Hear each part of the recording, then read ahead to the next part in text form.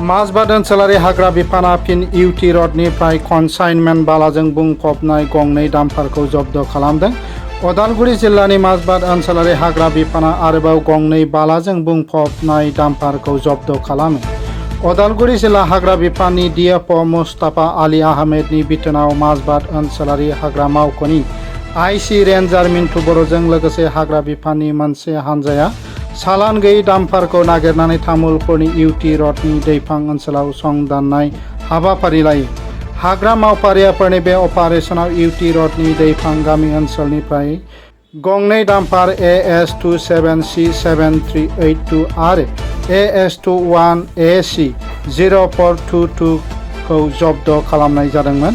हमजानाय गंनै डाम्पारखौ उनाव हाग्रा मावथिफोरनि मोनसे हानजाया माजबाद ओनसोलारि हाग्रा मावख'आव लाबोदोंमोन।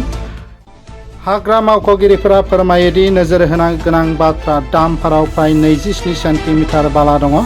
आथिखालाव सालान गैयै बालाजों बुंफबनाय गंनै सिखावै लाबोनाय डाम्पारखौ माजबादनि हाग्रा बिफाननि मावख'आव दोननाय जादों।